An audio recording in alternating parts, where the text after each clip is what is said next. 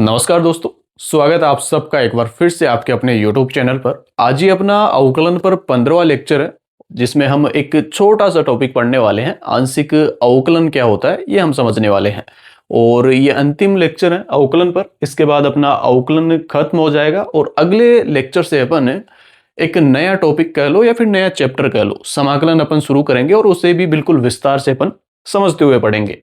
तो इस टॉपिक को एक बार समझ लेते हैं। आंशिक अवकलन आज का टॉपिक है, तो हेडिंग डालोगे आप आंशिक अवकलन।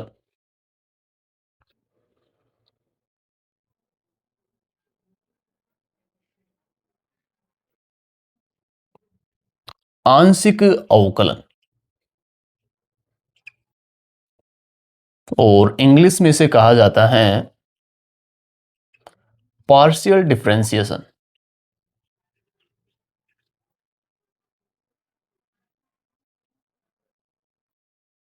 दो चीजें हमें समझनी है। एक तो यही कि इसकी जरूरत क्यों है, और जब हमें जरूरत इसकी समझ आ जाएगी तो साथ ही हमें यह भी समझ आ जाएगा कि किस तरीके से आंशिक अवकलज निकाला जाता है, वो भी हमें समझ आएगा। तो शुरू करते हैं। जो भी अपन ने अवकलन पढ़ा है अब तक, तो अब तक आपने ध्यान दिया होगा कि जितने भी फलनों का अपन ने अवकलन किया है वो केवल एक ही चर पर निर्भर थे। जैसे एग्जाम्पल यदि मैं आपको दूं, तो अपन ने कुछ इस तरह के फलनों का अवकलन किया है। मैंने हर बार लिखा है y बराबर एफ एक्स, और ये एफ एक्स किस तरह का था।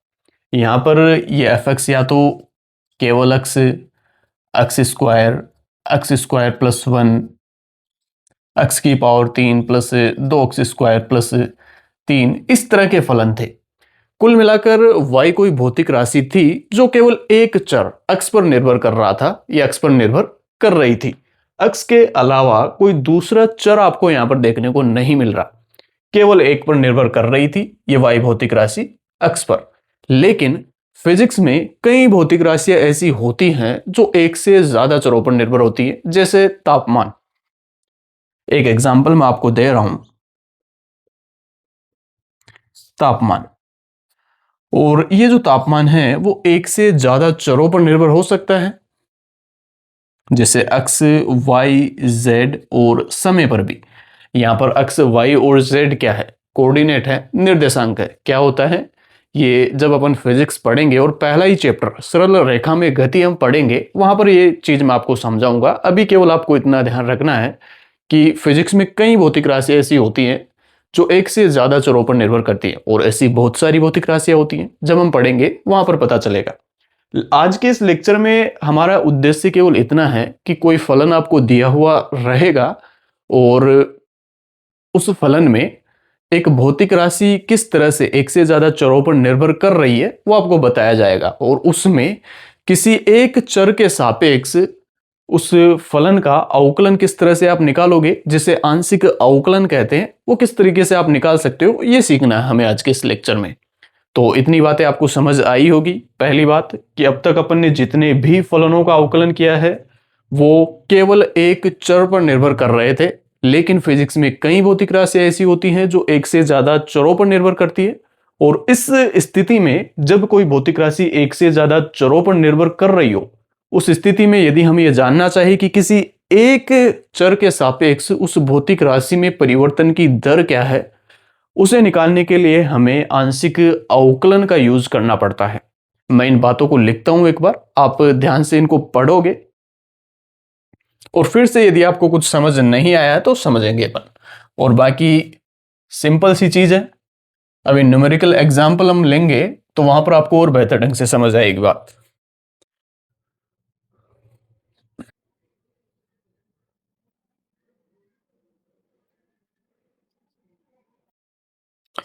जो बातें मैंने बोल के बताई हैं उनको मैं लिख रहा हूं, जो भी इंपॉर्टेंट बातें हैं, ताकि आप बाद में कभी पढ़ो और भूल जाओ तो आपको फिर से ये चीजें पता को लिखी हुई हो तो आपको समझ आएगा आसानी से। अब तक हमने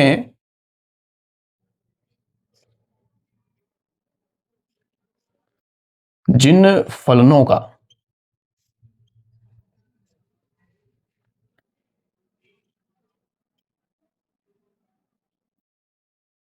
अवकलन किया है वे सभी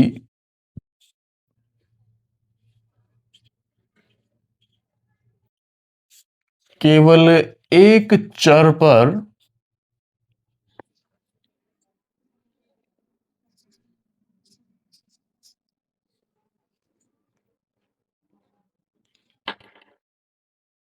वे सभी केवल एक चर पर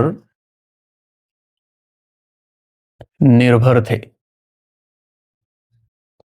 जैसे, या फिर अर्थात करके लिख लो इसे,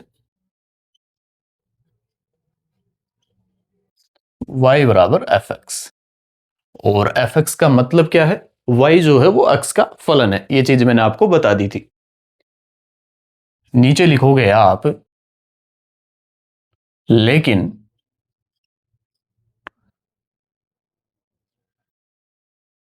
फिजिक्स में कई भौतिक राशियां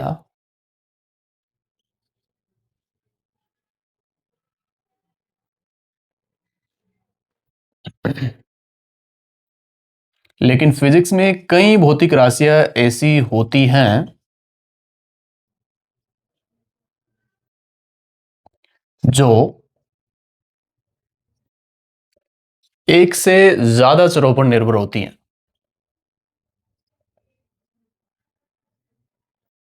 एक से ज्यादा चरों पर निर्भर होती हैं।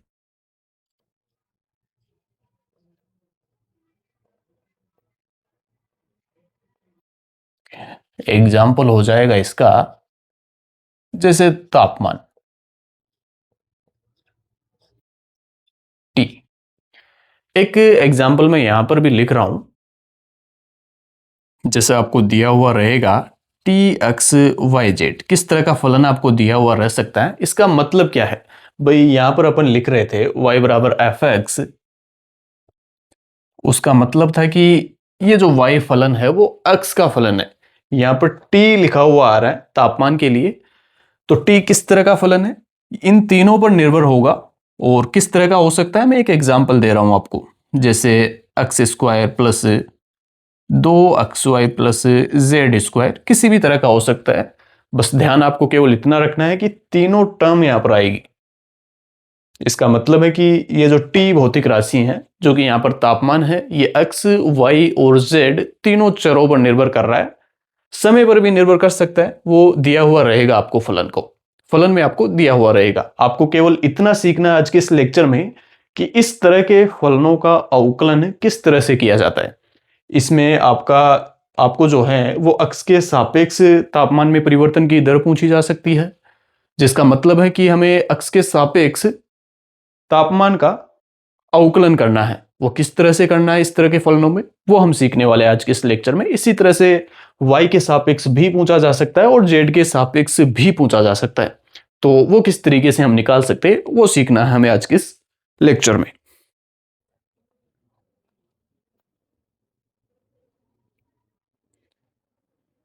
तो यहां पर अपन ने लिखा, फिजिक्स में कई भौतिक राशियां ऐसी हैं जो एक से ज्यादा चरों पर निर्भर होती हैं, जैसे तापमान।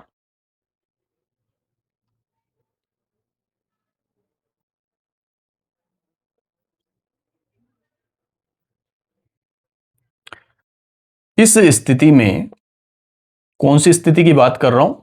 जब कोई ऐसी भौतिक राशि हमें दी हुई हो जो एक से ज्यादा चरों पर निर्भर कर रही हो, तो इस स्थिति में यदि हमें किसी एक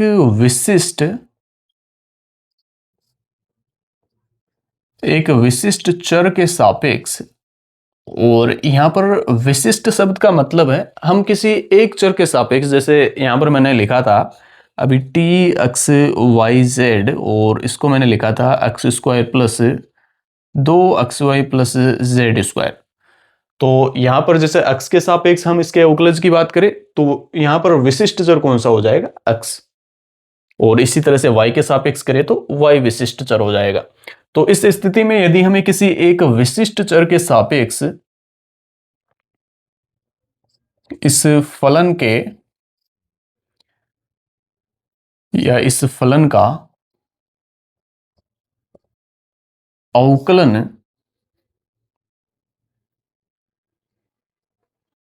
करना हो तो वहां पर हमें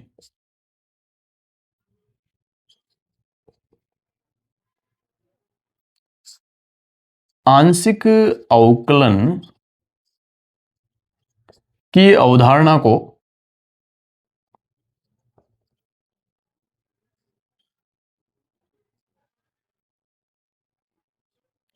काम में लेना पड़ेगा। तो यहां पर इस वाली कंडीशन में यदि हमें किसी एक चर के सापेक्ष इस फलन के अवकलन को ज्ञात करना हो तो वहां पर आंशिक अवकलन की अवधारणा काम में लेनी पड़ेगी। और किस तरह से आंशिक अवकलन की मदद से इस तरह के फलनों का अवकलन हम करते हैं वही हमें सीखना है। अब देखते हैं एग्जाम्पल। लेकिन उससे पहले मैं थोड़ा सा और आपको यहां पर समझाना चाहूंगा कि क्यों हमें आंशिक अवकलन की जरूरत पड़ती है। इतनी बात तो आपको समझ आई ही है कि कई फलन है या फिर कई भौतिक राशियां ऐसी होती हैं जो एक से ज्यादा चरों पर निर्भर करती हैं। ठीक है, एक से ज्यादा चरों पर निर्भर कर रही है, लेकिन फिर भी क्या इसकी जरूरत है, यहां पर आप थोड़ा ध्यान दोगे। जैसे यही वाला एग्जाम्पल मैं ले लेता हूं, T X Y Z X square plus 2xy plus Z square. हम जानते हैं कि तापमान यहां पर x, y और z तीनों पर निर्भर कर रहा है। निर्भर करने का मतलब है यदि आप x को बदलोगे तो भी तापमान में परिवर्तन होगा, y को बदल दोगे तो भी तापमान में परिवर्तन होगा और z को बदल दोगे तो भी तापमान में परिवर्तन होगा। परिवर्तन निकालना तो आपको आता है ना, मैंने पहले ही लेक्चर में आपको सिखाया था, दूसरे लेक्चर में शायद, अंतिम स्थिति माइनस प्रारंभिक स्थिति वाला वो फॉर्मूला, यदि आपको याद है तो यहां पर हमने देखा कि तीनों ही चरों पर तापमान निर्भर कर रहा है। अब अवकलन करने के बाद जो मान आता है, या फिर हम कहे जैसे मान लो हमने किसी वस्तु का तापमान देखा, पहले T1 था, पहले T1 था तापमान और बाद में T1 से बदल करके T2 हो गया तापमान। अब हमें ये तो दिख रहा है, हम माप सकते हैं किसी भी वस्तु का तापमान कि पहले T1 था जैसे 20 डिग्री सेंटीग्रेड और उसके बाद वो 21 डिग्री सेंटीग्रेड तापमान हो गया। लेकिन ये जो तापमान में परिवर्तन हुआ है T2 माइनस T1 जो भी मान आएगा, इसमें हमें ये नहीं पता कि ये जो तापमान में परिवर्तन हुआ है वो अक्ष में परिवर्तन के कारण हुआ है, वाई में परिवर्तन के कारण हुआ है, या फिर जेड में परिवर्तन के कारण हुआ है। क्योंकि यहां से हमें साफ पता चल रहा है कि तापमान में यदि परिवर्तन हुआ है तो उसका मतलब है कि या तो अक्ष में परिवर्तन हुआ होगा, वाई में परिवर्तन हुआ होगा, या फिर जेड में परिवर्तन हुआ होगा। इन तीनों में से किसी एक चर में परिवर्तन हुआ होगा और उस परिवर्तन के कारण ही तापमान में परिवर्तन हो सकता है। भाई इन तीनों में से कोई भी एक या एक से ज्यादा चर में परिवर्तन हुआ होगा, उस वजह से ही तापमान में परिवर्तन हो सकता है। तो यहां पर तापमान में परिवर्तन तो हमें मिल गया, लेकिन ये नहीं बता सकते हम कि ये जो परिवर्तन हुआ है वो अक्ष में परिवर्तन के कारण हुआ है, वाई में परिवर्तन के कारण हुआ है, या फिर जेड में परिवर्तन के कारण हुआ है। और यहां पर यह भी हम नहीं बता सकते कि चलो तीनों के कारण ही परिवर्तन हुआ होगा, हम नहीं जानते हुआ होगा तीनों के कारण। लेकिन फिर भी समस्या यह है कि अक्ष में परिवर्तन के कारण कितना परिवर्तन हुआ है। जैसे एग्जाम्पल मैं ले लूं, यहां पर T1 का मान 20 डिग्री सेंटीग्रेड में ले लेता हूं और T2 का मान 25 डिग्री सेंटीग्रेड। तो तापमान में परिवर्तन कितना आ जाएगा, 25 माइनस 20, 5 डिग्री सेंटीग्रेड। मतलब तापमान में जो परिवर्तन हुआ वो 5 डिग्री का हुआ। अब यहां पर हम ये नहीं बता सकते, तापमान में परिवर्तन तो हमें पता चल गया, माप लिया अपन ने, लेकिन हमें नहीं पता कि अक्ष में परिवर्तन के कारण हुआ है ये 5 डिग्री सेंटीग्रेड का जो परिवर्तन हुआ है वो, या फिर वाई में परिवर्तन के कारण हुआ है, या फिर जेड में परिवर्तन के कारण हुआ है। और यदि तीनों के कारण ही हुआ है ये परिवर्तन, तब भी हम ये नहीं बता सकते कि अक्ष में परिवर्तन के कारण कितना परिवर्तन हुआ है, कि इस 5 डिग्री सेंटीग्रेड में से कितना केवल अक्ष में परिवर्तन के कारण तापमान में परिवर्तन हुआ है और कितना वाई में परिवर्तन के कारण तापमान में परिवर्तन हुआ है, और इसी तरह जेड के लिए। तो इस वाली कंडीशन में यदि हम ये जानना चाहे कि इस वस्तु का तापमान अक्ष पर किस तरह से निर्भर कर रहा है, तो इसे ज्ञात करने का तरीका है हमें y और z को नियत करना होगा। और क्यों नियत करना होगा? क्योंकि नियत करेंगे तभी हमें पता चलेगा कि तापमान में जो परिवर्तन हुआ है वो अक्ष के कारण ही हुआ है। क्योंकि इस वाली कंडीशन में तो हम नहीं बता पा रहे थे कि ये जो 5 डिग्री सेंटीग्रेड का परिवर्तन हुआ है वो एक्स वाई या जेड किस में परिवर्तन के कारण हुआ है। लेकिन जब हम ये खुद कह रहे हैं कि y और z को नियत मान लिया अपन ने, इनमें परिवर्तन नहीं कर रहे अब, और अब तापमान वस्तु का T1 से T2 हुआ है 5 डिग्री सेंटीग्रेड, तो अब तो हम ये कह सकते हैं कि ये जो 5 डिग्री सेंटीग्रेड का परिवर्तन हुआ है वो अक्ष में परिवर्तन के कारण हुआ है। और इस स्थिति में हम बता सकते हैं कि इस वस्तु का तापमान अक्ष पर किस तरह से निर्भर कर रहा है। क्योंकि y और z तो नियत है, इनको तो अपन ने बदला नहीं है, तो तापमान में परिवर्तन का एकमात्र कारण रह जाता है ये अक्ष में होने वाला बदलाव। इसी वजह से हो सकता है, और तापमान में परिवर्तन नहीं हो सकता, कोई दूसरा कारण नहीं हो सकता। इसी तरह से यदि हम अक्ष और z को नियत रख दे और फिर तापमान में परिवर्तन को मापे, तो तापमान में जो परिवर्तन होगा वो केवल y में परिवर्तन के कारण हो सकता था। तो y में परिवर्तन के कारण तापमान में परिवर्तन हमारे पास आ जाएगा, और उस स्थिति में हम ये जान पाएंगे कि इस वस्तु का तापमान y पर या फिर y में परिवर्तन पर किस तरह से निर्भर कर रहा है। और इसी तरह से z के लिए कुछ एग्जाम्पल करेंगे हम अभी, तो और आपको बेहतर ढंग से समझ आएगा। इस प्रोसेस को मैं एक बार लिख देता हूं।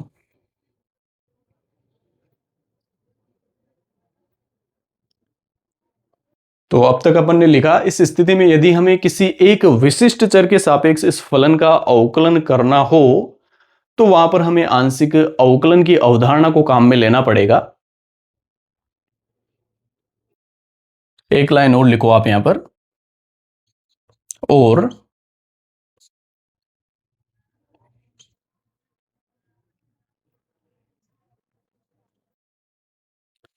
किसी फलन का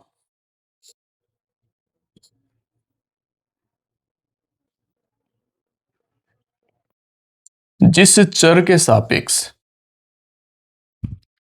विशिष्ट शब्द और लगाओ आप यहां पर, जिस विशिष्ट चर के सापेक्ष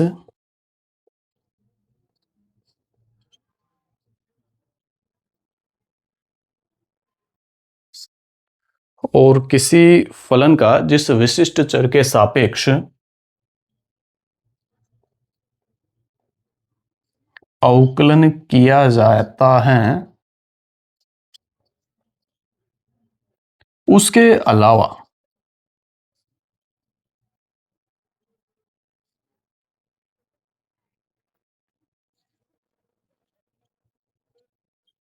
बचे हुए सभी चरों को नियत मान लिया जाता है। नियत मान लिया जाता है। और मानने का कारण क्या है वो मैंने आपको समझाया। क्योंकि परिवर्तन तो अपन ने चलो माप भी लिया, लेकिन वो परिवर्तन हमें पता नहीं चलेगा कि ये जो परिवर्तन हुआ है वो अक्ष में परिवर्तन के कारण हुआ है, y में परिवर्तन के कारण हुआ है, या फिर z में परिवर्तन के कारण हुआ है। तो हम क्या करते हैं, जिस चर के सापेक्ष अवकलन निकाल रहे होते हैं, या फिर जिस चर के सापेक्ष उस भौतिक राशि में परिवर्तन की दर को पता करना चाहते हैं, उस चर के अलावा बचे हुए बाकी के चरों को नियत कर देते हैं। अब नियत कर दिया उन चरों को, तो हमें पता है कुछ भी परिवर्तन यदि हो रहा है उस भौतिक राशि में, तो उन दो चरों के कारण तो हो नहीं सकता, वो दो चर तो पहले से ही नियत है। तो जो भी परिवर्तन हो रहा है उस चर के सापेक्ष हो रहा है जिस चर को अपन ने नियत नहीं किया है, या फिर जिसके सापेक्ष हम उसमें परिवर्तन की दर को जानना चाहते हैं।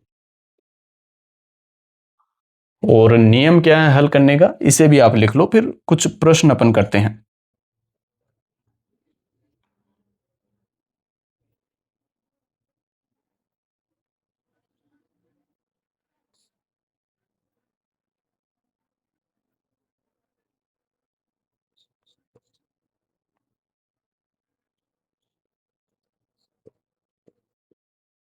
जिस चर के सापेक्ष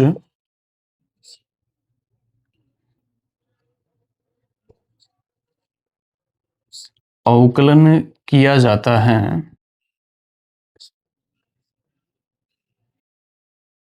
यही ऊपर वाली लाइन ही मैं फिर से लिख रहा हूं यहां पर, जिस चर के सापेक्ष अवकलन किया जाता है उसके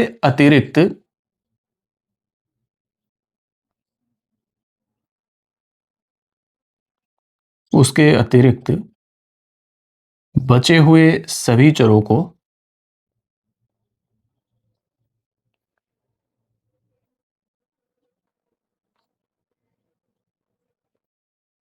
नियतांक या फिर नियत कांस्टेंट जो भी तुम्हें लिखना है, उसके अतिरिक्त सभी बचे हुए सभी चरों को नियतांक मान लिया जाता है।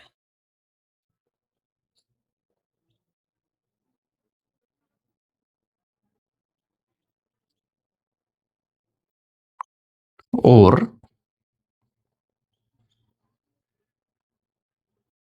नियतांक का अवकलन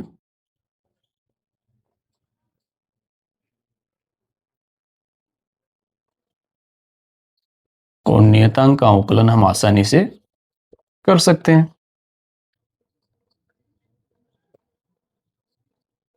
तो इतनी बातें आपको समझ आई होगी।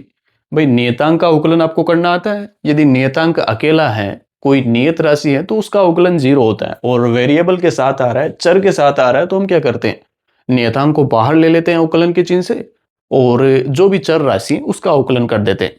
तो दो चीजें मैंने आपको यहां पर समझाई। पहली तो बात की आंशिक अवकलन की हमें जरूरत क्यों पड़ी। जरूरत इसलिए पड़ी, मैं फिर से समझा रहा हूं इस बात को, कि अब तक अपन ने जितने भी फलनों का अवकलन किया, हमने देखा कि वो केवल एक चर पर निर्भर थे फलन। उन फलनों का अवकलन तो अपन ने कर लिया, लेकिन फिजिक्स में कई ऐसी भौतिक राशियां हैं जो एक से ज्यादा चरों पर निर्भर करती हैं। उस स्थिति में यदि हम ये जानना चाहें कि ये कोई भौतिक राशि किसी एक चर पर किस तरह से निर्भर कर रही है, उस स्थिति में कैसे पता किया जाए। क्योंकि यहां पर दिक्कत क्या होती है, उस भौतिक राशि में होने वाला परिवर्तन जैसे तीन चरों पर निर्भर कर रहा है। जैसा कि अपन ने एग्जांपल लिया, जैसे फलन है कोई f,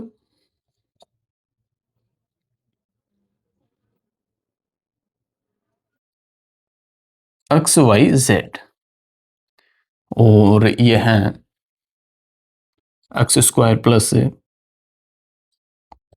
x Y plus 2z square plus 3। चलो तीन को छोड़ो यहां पर।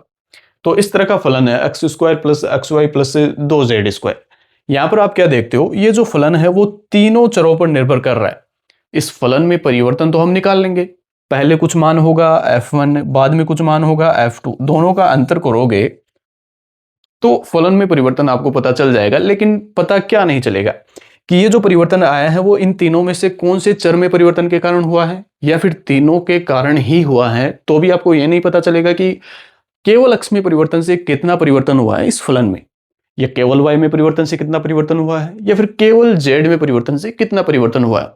अब केवल यदि हम ये जानना चाहें कि ये जो फलन f है, इस फलन f की निर्भरता x पर किस तरह की है, कि x में यदि हम छोटा सा बदलाव कर दे तो इस फलन में कितना बदलाव हो जाएगा, इसे जानने का तो केवल एक ही तरीका हो सकता है कि हम इन दोनों को, y को और z को नियत कर दे, ताकि इनके कारण कोई परिवर्तन ना हो फलन में।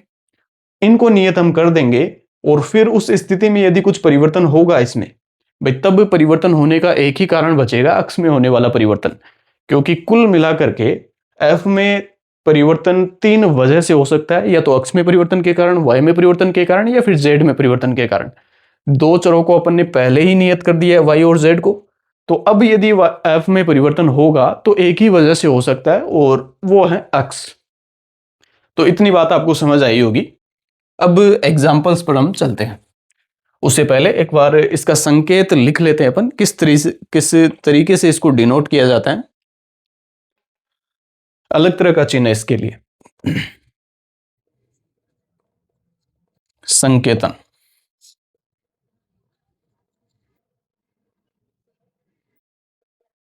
और इसका संकेत होता है डेल अपॉन डेल एक्स, और यहां पर मैं मान लो एफ ले लेता हूं। तो इसका मतलब होगा, इसको किस तरह से पढ़ा जाता है, एफ का एक्स के सापेक्ष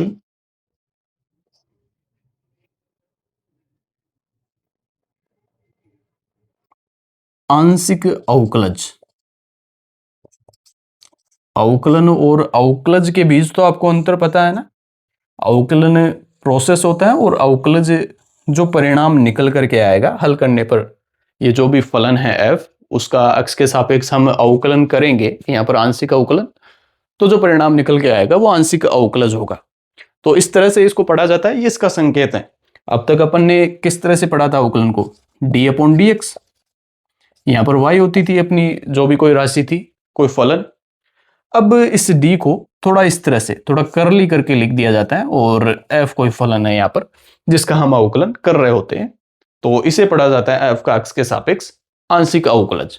अब दो तीन प्रश्न हैं उनको हम करते हैं और उनसे आपको और बेहतर ढंग से समझ आएगी चीजें।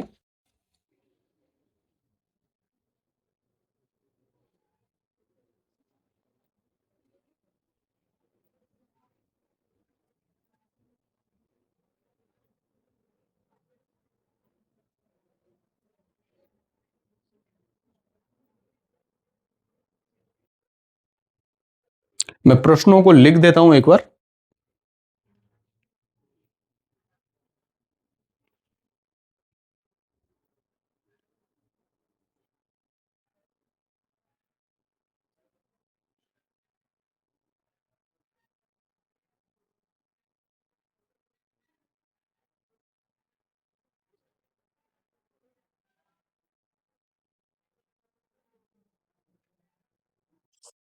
पहला प्रश्न है, यदि एक बेलन का आयतन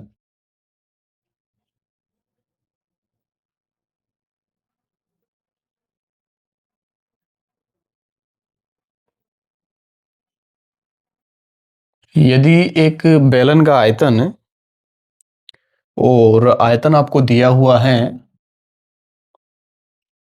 वी आर एच, यहां पर आर और एच का क्या मतलब है, कोष्टक में जो लिखा हुआ है इसका मतलब है कि ये जो वी कोई भी भौतिक राशि है वो आर और एच पर निर्भर कर रही है, चर है कुल मिलाकर के आर और एच दोनों। पाई आर स्क्वायर एच है, तो आपको बताना है del V upon del R, del V upon del R और del V upon del H, ये ज्ञात करने हैं आपको। दूसरा प्रश्न है, एक फलन दिया हुआ आपको एक्स और वाई में, एक्स की पावर 4 माइनस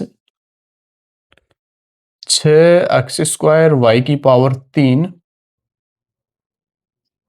प्लस 10 वाई, और यहां पर आपको पूछा है del F upon del X आपको बताना है, और दूसरा del F upon del Y आपको बताना है। मतलब आपको पता है ना del F upon del X का मतलब एफ का एक्स के सापेक्ष आंशिक अवकलन, और del F upon del Y का मतलब है एफ का वाई के सापेक्ष आंशिक अवकलज। और एक और प्रश्न हमें करना है,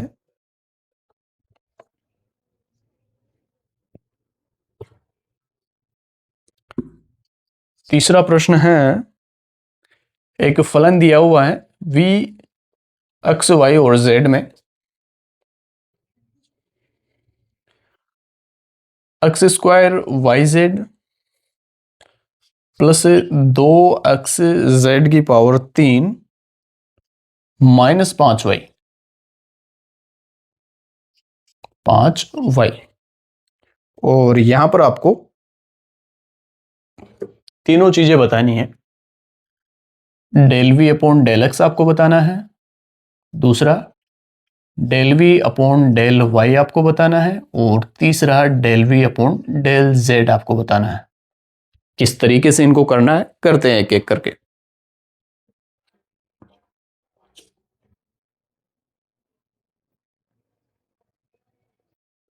पहला प्रश्न है, हमें फलन दिया हुआ है वी आर और एच में पाई आर स्क्वायर एच। इसमें हमें del V upon del R बताना है। क्या करेंगे, डेल अपॉन डेल आर को तो एज इट इज रहने देते हैं और जो भी हमें दिया हुआ है वी का मान रख देते हैं पाई are square H.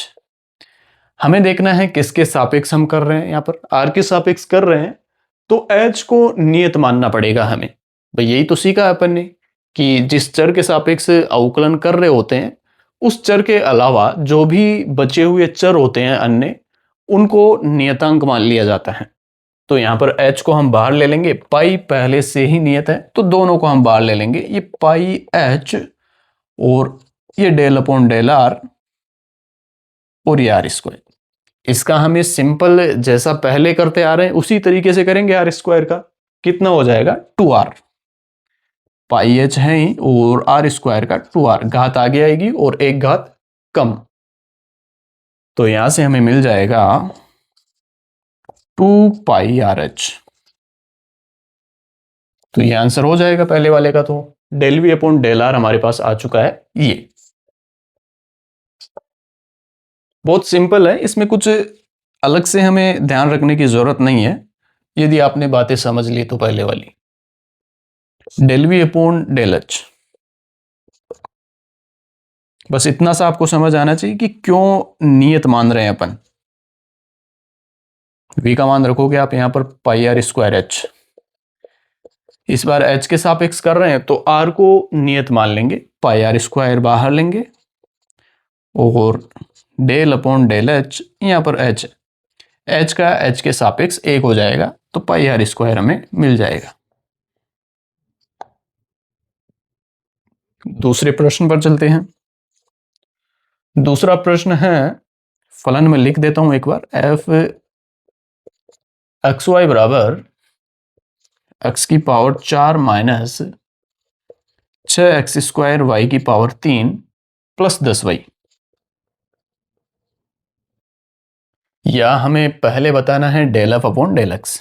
Del F upon del X, del upon del X रख दो एफ का मान, एक्स की power 4 minus 6 x square Y की पावर 3 प्लस 10 वाई।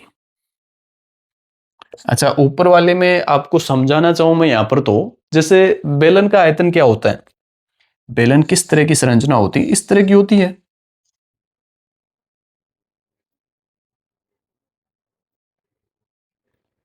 तल का जो क्षेत्रफल होता है वृत्ताकार होता है, ये तो पाई आर स्क्वायर, और ये ऊंचाई h। इसका मतलब क्या है, del V upon del R. Del V upon del R का मतलब है कि v में r के सापेक्ष परिवर्तन की दर क्या है जब h को नियत मान लिया जाए। यदि h को नियत रखें, हमें इस ऊंचाई को बदलना नहीं है, हम केवल त्रिज्या को बदलेंगे और फिर हम देखेंगे कि त्रिज्या के बदलने से, जैसे त्रिज्या r1 से r2 हो गई, तब बेलन के आयतन में कितना परिवर्तन हो जाएगा। भाई त्रिज्या के बदलने से बेलन का आयतन बदलेगा, लेकिन यहां पर हम केवल त्रिज्या पर बेलन के आयतन की निर्भरता को जानना चाहिए कि किस तरह से निर्भर कर रहा है बेलन का आयतन त्रिज्या पर। h को हमें निकालना पड़ेगा, नियत मानना पड़ेगा, तभी हमें पता चलेगा कि बेलन का आयतन उस बेलन की त्रिज्या पर किस तरह से निर्भर कर रहा है। और दूसरे वाले केस में del V upon del H का मतलब हमें यहां पर r को नियत मानना पड़ेगा, तभी पता चलेगा कि बेलन का आयतन उसकी ऊंचाई पर किस तरह से निर्भर कर रहा है। तो ये मतलब है इनका।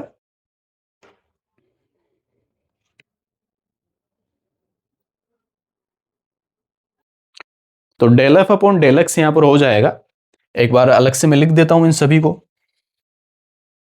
डेल अपॉन डेल एक्स, ये एक्स की power 4 minus del upon del x 6 x square Y की पावर 3, 6 एक्स स्क्वायर वाई की power 3 plus del upon del x 10 y. अब जो भी कांस्टेंट है उनको अपन बाहर ले लेंगे। एक्स की पावर 4 का एक्स के सापेक्ष 4 एक्स की पावर 3 हो जाएगा, माइनस यहाँ पर 6 और y की पावर 3 तो कांस्टेंट है, तो 6 y की पावर 3 और एक्स स्क्वायर का हो जाएगा 2x प्लस 10y का दोनों कांस्टेंट है, 0 हो जाएगा। और इसे यहां पर हम लिख देंगे 4x³ माइनस ये 12x⁴। तो ये तो हो जाएगा ∂f/∂x। पहले वाले को मैं मिटा देता हूं यहां पर, और इसके दूसरे पार्ट को फिर करते हैं हम।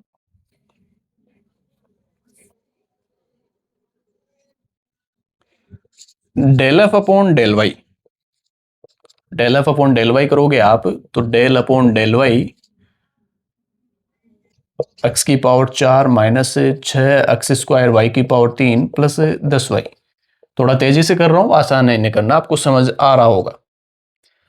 x⁴ नियत है, नियत का 0 होता है, माइनस का चिन्ह एज इट इज y के सापेक्ष कर रहे हैं, y के अलावा जो भी हैं वो कांस्टेंट हो गए, बाहर ले लेंगे। 6x² को अपन बाहर ले लेंगे, 6x², y⁴ बचा, इसका हो जाएगा 3y⁴ प्लस 10y, 10 तो नियत है, 10 को बाहर ले लेंगे और y का y के सापेक्ष 1 हो जाएगा, तो ये हमें मिल जाएगा। 1 को मैं पहले ले लेता हूं, सॉरी 10 है, गुणा करेंगे तो 10 और ये माइनस का 36 18x² y², ये हो जाएगा आंसर इसका।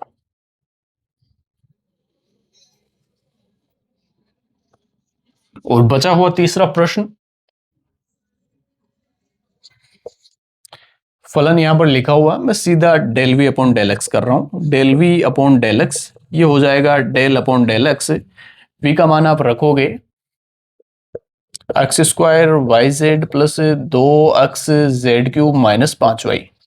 करो भाई, x² yz, y और z को बाहर लेंगे, x के सापेक्ष कर रहे हैं तो y और z तो बाहर आएगा, x² का 2x हो जाएगा, प्लस यहां पर फिर से हमें 2 तो कांस्टेंट है और z को भी कांस्टेंट मानना पड़ेगा, तो 2z³ और x का x के सापेक्ष 1 हो जाएगा, माइनस का चिन्ह एज इट इज, और 5y कांस्टेंट है, 0 हो जाएगा। तो यहां पर ये हो जाएगा 2xyz प्लस 2z³, ये आंसर हो जाएगा अपना। और इसी तरह से ∂v/∂y करना है, तो यहां पर हमें y के अलावा जो भी बच रहे हैं उनको नियत मानना पड़ेगा।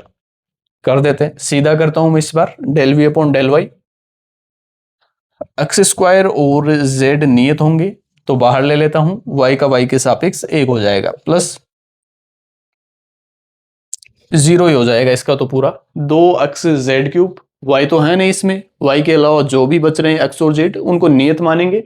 2 पहले से नियत है और नियतांक का अवकलन 0 होता है, और ये -5 को बाहर ले लेंगे और y का y के सापेक्ष 1 हो जाएगा। तो यहां से हमें मिलेगा x² z माइनस 5, और अंतिम है ∂v/∂z। x² y बाहर, z का 1 हो जाएगा, प्लस 2x को बाहर लेंगे और z³ का 3z² हो जाएगा, माइनस 0। भाई y को तो नियत मानेंगे, z के सापेक्ष कर रहे हैं, तो यहां से हमें मिल जाएगा x² y plus 6xz², 6xz²। ठीक है, गलती हो सकती है, कैलकुलेशन मैंने थोड़ी जल्दबाजी में की है, आप ध्यान से करोगे इसे। तो यहां पर अवकलन अपना कंप्लीट हो चुका है। अगले लेक्चर में हम समाकलन शुरू करेंगे और बिल्कुल विस्तार से समझते हुए ही हम पढ़ेंगे। बाकी एक और चीज आपसे मैं ये कहना चाहूंगा कि पिछले लेक्चर में अपन ने जो द्वितीय अवकलज में मैंने आपको ये समझाया था, जो द्वितीय अवकलज परीक्षण विधि अपन ने पढ़ी थी, वहां पर मैंने पूरा नहीं बताया था आपको। मैंने केवल आपसे कहा था कि आपको यदि त्रिकोणमिति आती है, और वो सही बात है, त्रिकोणमिति यदि आपको आती है और अवकलन का जो कॉन्सेप्ट है वो आपको समझ आया है, और द्वितीय अवकलज का क्या मतलब होता है वो यदि आपको समझ आ चुका है, तो आपको समझने में कोई दिक्कत नहीं होगी कि उच्चिष्ट बिंदु के लिए d2y/dx² का मान नेगेटिव क्यों होता है और निम्निष्ट बिंदु के लिए d2y/dx² का मान पॉजिटिव क्यों होता है। फिर भी यदि आपको नहीं समझ आया है वो, तो आप कमेंट करके बता सकते हैं, मैं एक और वीडियो बना करके डाल दूंगा इसी सीरीज में। तो आज का लेक्चर तो अपन फिलहाल यहीं पे समाप्त करते हैं, मिलते हैं अगले लेक्चर में एक नए टॉपिक के साथ। धन्यवाद।